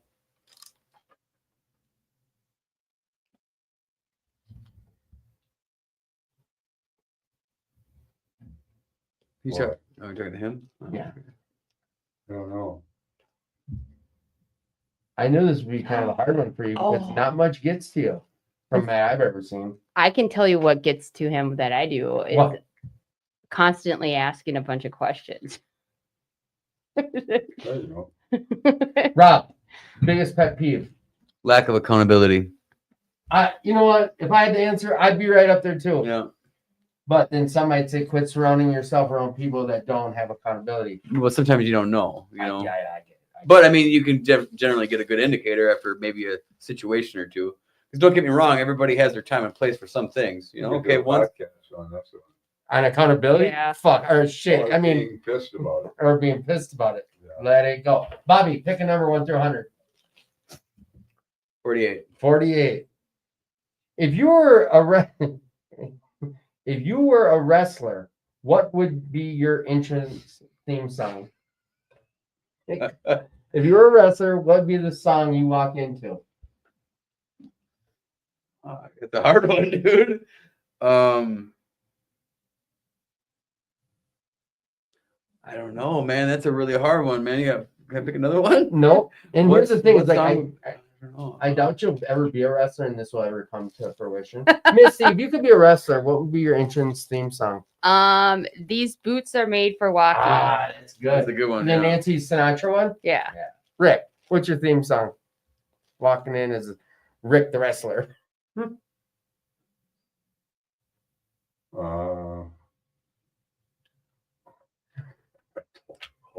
Triple A's. Oh, come on. You're a music guy. Yeah. Fucking Rod Stewart, baby. If you think I'm sexy or whatever that song Yeah. is. Yeah. Yeah. Yeah. Rob song. Yeah. I'm sexy. Yeah. If you think I'm sexy, Hey, and you want my body. Come on, baby, let me Because know. I'd be like my Graves from money. McGrudy. Yeah, yeah. All right, Rick, you got to pick another number, then you got to answer. 10. 10. Pick another number. What's your favorite cartoon character? Oh, he would know that though. I think you had this one. Oh, Tudor Turtle. Did he do toots? No. Oh. Tudor Turtle. Like he tutored. Look up Tudor Turtle. Hey Siri. Look him up. Hey Siri, who is Tudor Turtle? Oh, it's in my headphone. Shit. She's saying it out loud right now. Tudor Turtle. This is gonna be great. All right. Hey Siri, who is Tudor Turtle? Why didn't it take it off my headphone? Bluetooth, boom. There we go. You know what it was? I had it turned way down because of this stupid case. All right, let's get back after this fun game. I like this. Hey Siri, who is Tudor Turtle?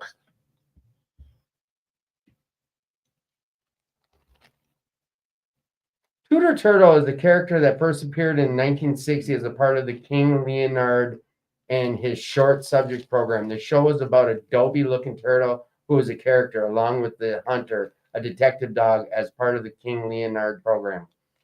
Why is she not? That really wasn't very good, but Misty, pick a number 1 through 100. I'm going to do Last one. 33. All right, this is one I always end the. Rick, if you could have any superpower, what would it be?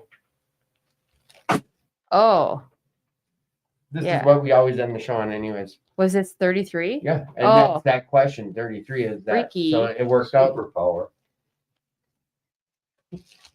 Remember we talked about ego earlier too? Yeah, really. Come on. That's what this one is. Most people say a fictitious thing like, I always wondered if I could fly.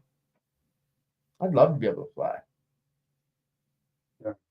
You can't have my superpower. Mine would be to pick the winning lottery number. We're balling.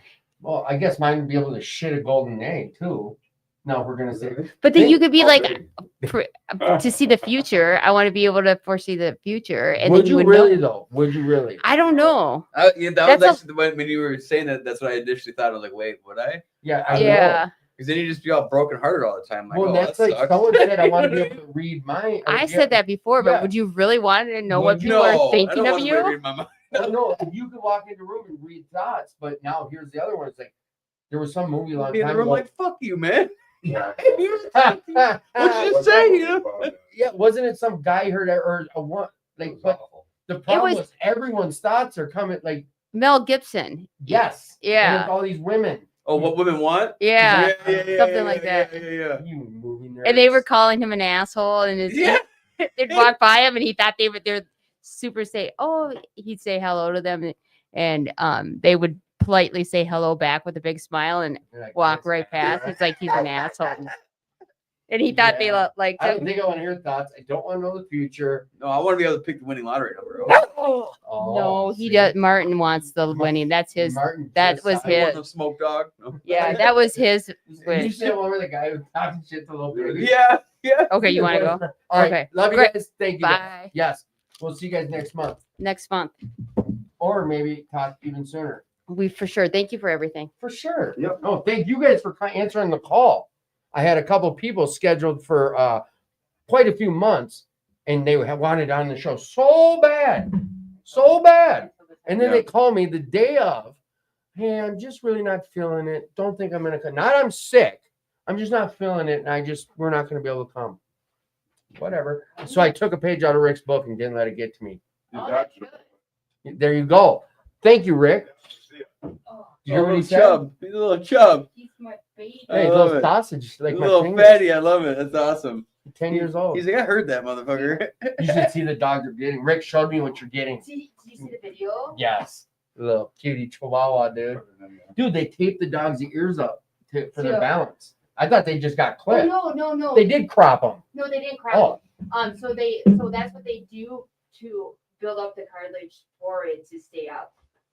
It's So- better than cropping them then. Yeah. For balance. I thought that's what you help me. Just kick it. Kick it Yeah. all the way home. No, I thought it was for balance for it, but she said for it to stand up, and she meant that you're standing up. Makes I never sense. even- Oh, I get it. Make the dog stand Yeah, up. Think have that. balance. All right. Okay. All right. Well, now it's just me and Robbie. Rock it. Bye. Thank you, dear. Good luck on your test. Thank you. I'll take it again. Kill it. Bobby, we're live still. We're having a podcast now. You and me. We are gonna continue having a podcast tonight about accountability. We had some people pop on and say we want more about accountability. So, Rob, your biggest pet peeve was accountability. Wait, first. Wait. So there's people asking me that, or are they asking you I'm that? saying ask Rob what accountability issues he has. And what does accountability mean? Well, I'm generally pretty accountable for what I do. But I You don't know. think you're talking about your own accountability. Oh, like other people? I don't know. Probably past relationships, Yeah. romantic ones You're that being really you know. good about not saying women. Yeah. Well, I don't bang dudes, so I don't know. I don't think my life would be any easier. I actually asked this dude at work. I It's like, who's what- gay? Yeah, I was like, "Is your life any easier?" it? And no, it's not. Oh, they still do it the same bullshit. Yeah. So, but I mean, I don't know. But I don't know. The straight I- guy, I think that same thing. I don't think I couldn't cross that boundary. It's just not. No. All right, so here's a question. Yeah. If you're guaranteed no drama, everything's cool, everyone's no drama, no accountability's there, communication, would you give it a go? If what? It was you knew it's gonna be perfect.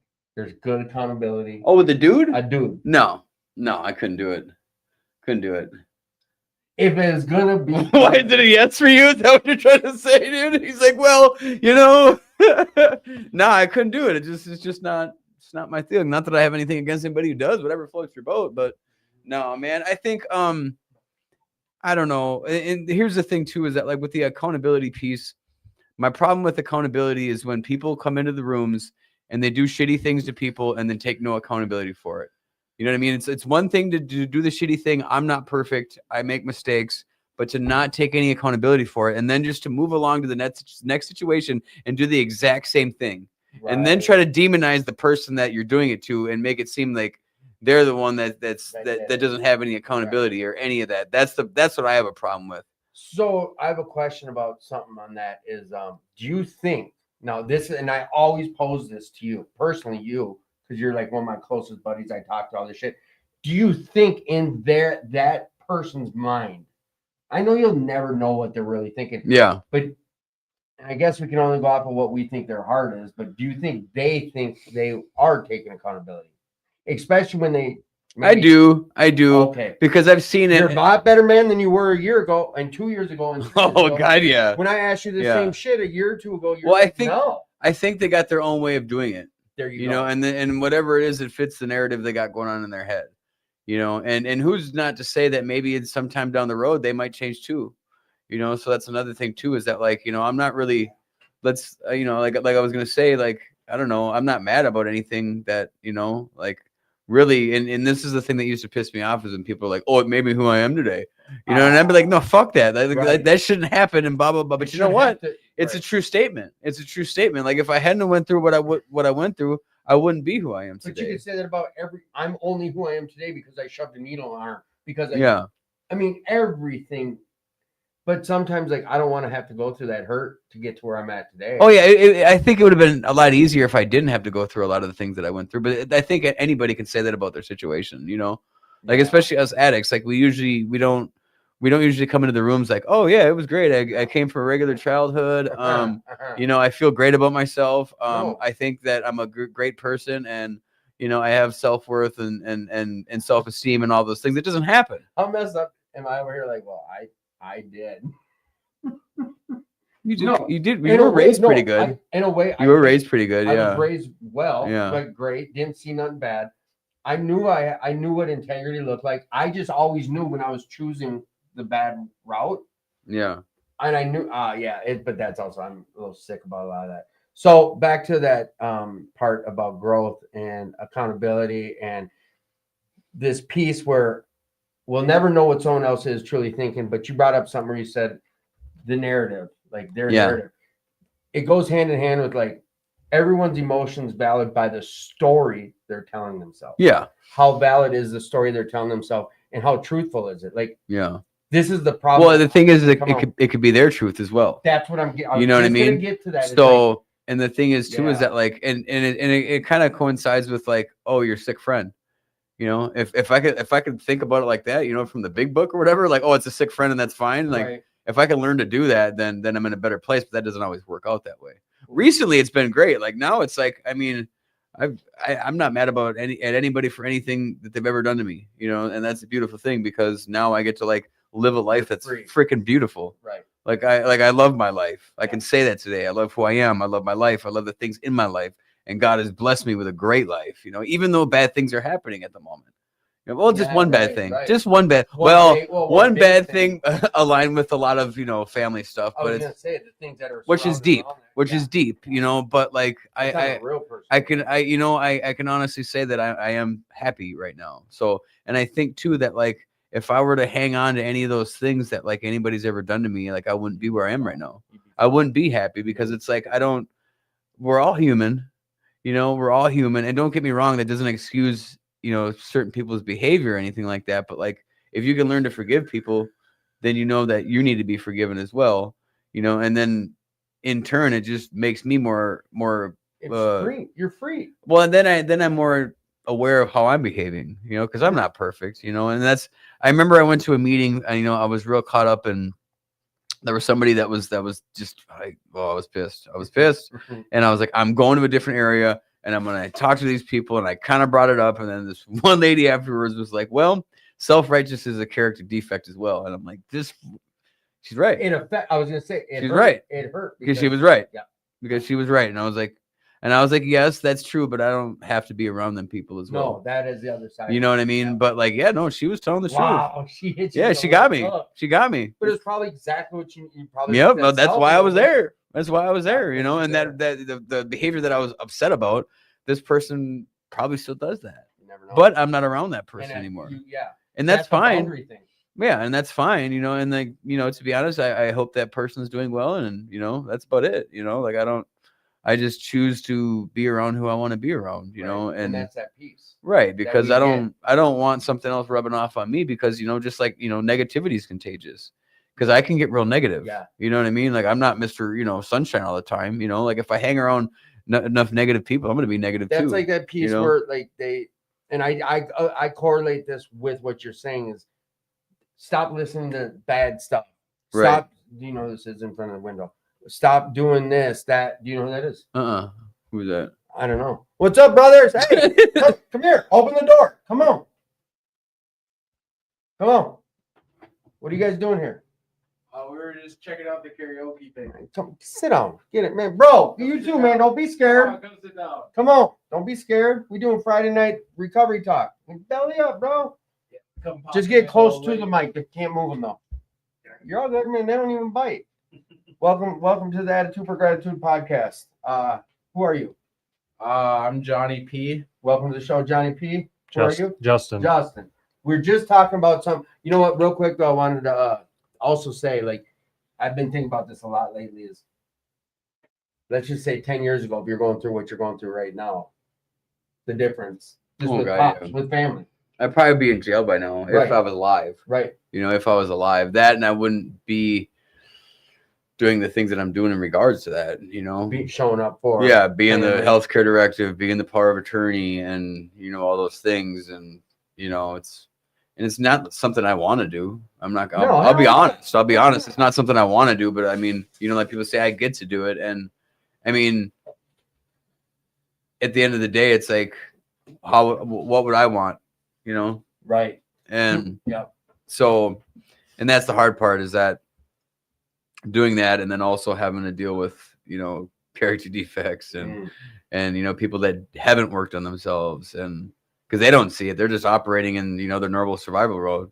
You know what I mean? Like they're just going about their business, you know, and it's like it ain't nothing to them, you know, No. but it's something to me Well, because that's I that know piece, too, is we're surrounded with people that don't look what we do daily. We work Yeah. on self. right. By default, from being in recovery, we work on self. 99% of the population, they don't work on self, nor should they have to, but Yeah. Well, maybe they we're should. running what- Yeah, I think Yeah, the they should. world would be a better place if we You all think? did, you know. Bro, what are Hopefully. you doing here at Will Work for Recovery tonight? Bring it up. What are you doing? Well, I wanted to check it out last weekend and I wasn't able to make it, so we kind of just figured we'd check out the last little bit of her Make it for what? Make it up here for what? for karaoke. There you night. go. Yeah, Yeah. we're doing a little karaoke promotion. So last week you wanted to make it up. You didn't. You made it. Did you sing? Not tonight. You didn't no. get on the mic. I was too nervous. Did you? No, I did But not. you guys are on a podcast with 2,300 people listening right now. Right now? Well, watching, Oh wow. listening, watching, whatever. At some point. No, I'm not gonna let you. Usually No. there's like 10. No, No. not even. I I don't know. I got it on 27 platforms times 16. What's that? 27 times 16. a lot. It's probably 200. Whatever. 300. Over 270. We know that much. So, have you been to Will Work for Recovery before? Yeah, I've been here on Wednesdays and I love it. You hop on with I Jay? love it out here. Yeah. Did you hop on the show? Yeah. You came into the podcast room? Yep. Did you too? I did not. Oh, so this is This is my yeah. Tell So me about. This Tell is me my stepbrother. He's never smoked weed in his life. Oh yeah, he has. He smoked weed one time, got scared, Yeah. took off his shirt, and he's never touched a drug You since. sure it wasn't some K2 Man. or some sage or some weird? I love it when I hear stories like He that. smoked it too, so he. I'm like, good for you. Good for You know, you. when I hear that, I'm like, good for you. Like that's yes, you know. Do you remember the first time you came to Will Work Right. This is now. tonight? What do you think of it in there? Have you ever been to other places that do meetings and shit? I have not. All right, you ain't really one of us. Yeah, You gotta you- go. Get up and go. No, I'm playing. Bro, welcome home, man. Hey, how many times you been here?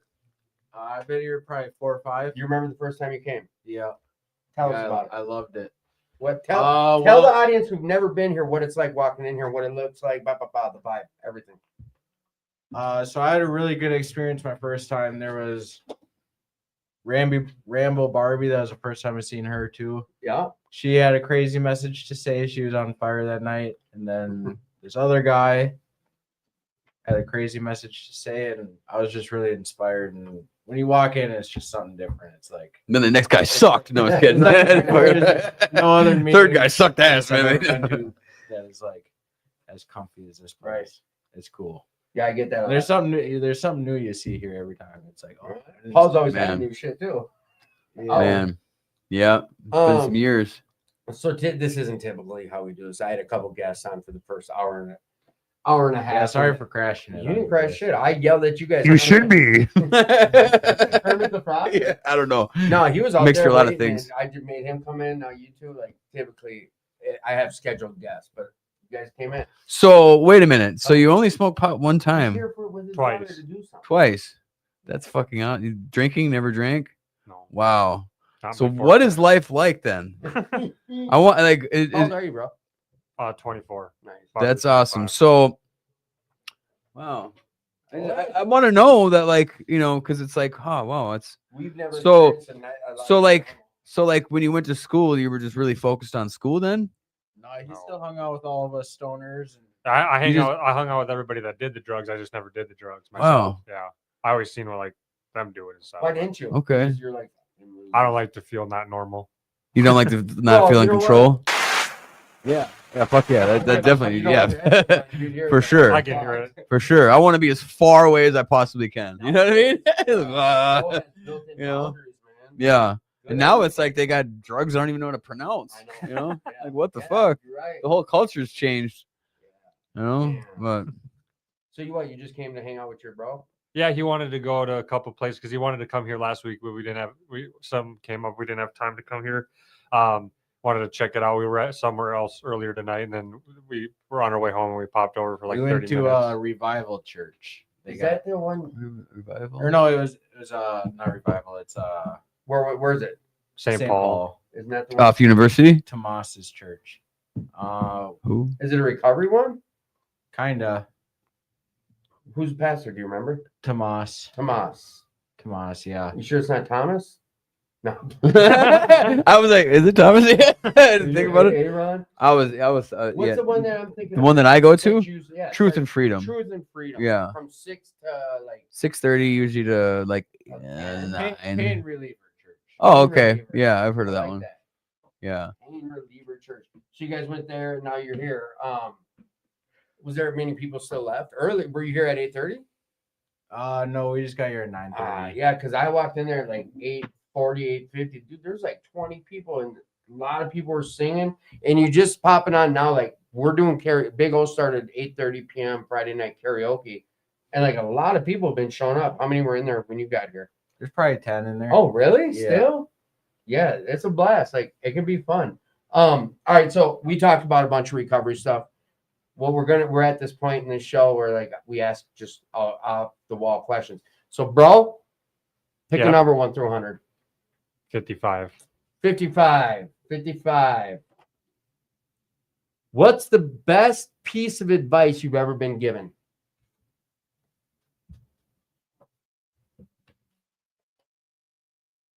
See, that's how you know he's only smoked weed twice. Like he could really He can think read- about he it. said, well, I He's got really this- analyzing some I shit. got this one back. I just want to like pick your brain and get inside there, man. I Like, know. you know, it's like a like, what do they call that? Like a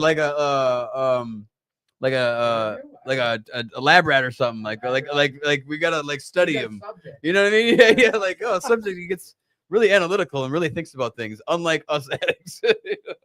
That's great. We put that in the needle, bro. Yeah, that's great.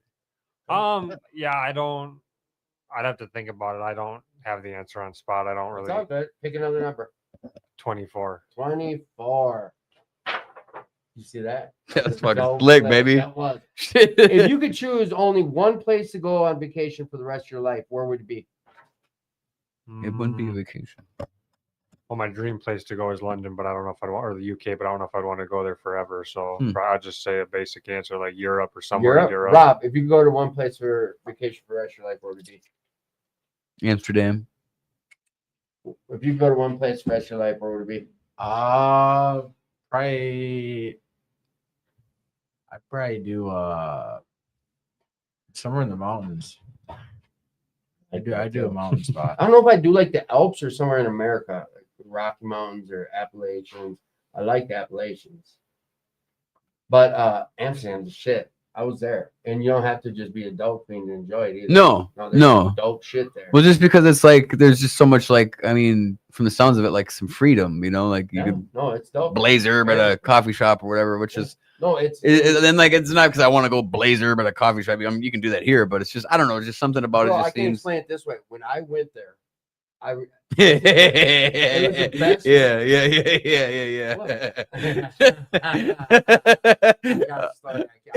Yeah, that's not for the podcast. but like that was the only place in my life Yeah. when I got home for the next month and a half, I felt homesick. I don't know how I Ah. felt like I needed to be like that was Yeah, home. It yeah. felt so right. I don't Yeah. and it wasn't, I was 19, 20, but God, I can't get that out of my head now. But like it That's what I'm wasn't here just for. the smoking weed thing because that you got to remember, like, dude, I'm like 45. It was very illegal here. Like, Yeah. a little Right. dime bag was getting me 6 months type shit. Right. And there it was like everything was cool. Cocaine from the cab drivers, and mushrooms, and everything was there, and it was okay. There was no crime. There was no one being. It was like it felt like home. I got home. I remember waking up one time like a week later, like I'm in the wrong place. It was weird, bro. Huh. It was weird. Pick a number 1 through 100. 43. 43. What is one article of clothing that someone could wear that would make you walk out on a date? You show up like a brand of clothing? Ain't no whatever. Anything a girl's wearing that you're or a guy, whatever. I don't know. I've learned the hard way. I don't know what to assume. He, she, they, them, X, Y, Q, Z. If you showed up and they're wearing some piece of clothing, you'd be like, I'm out. Deuces. Or jewelry, anything.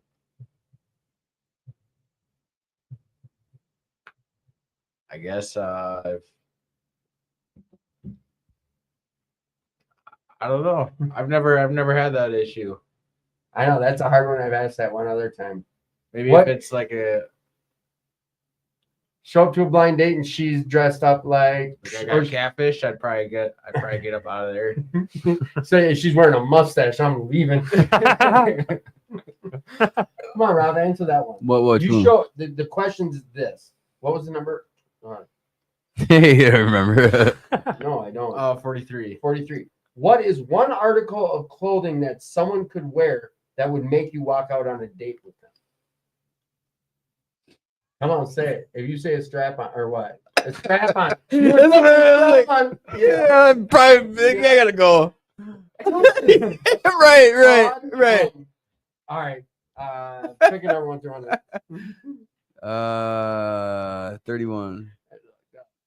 31. Pick another number. What book are you currently reading? Well, yeah. I intend on reading. The Bible? What? No, Zach Cooney's book. Oh. Alive and Unwell. One come out? Alive and Unwell. Is that the third one? I don't know.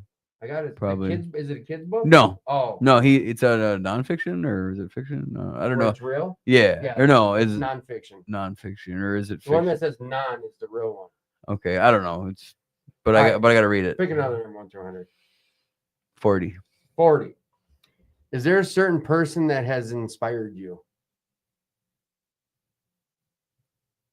Well, like ever? Yeah. Nope. No, just kidding. Of course, man. There's a lot of people that inspire me, man. One. You know? Name one.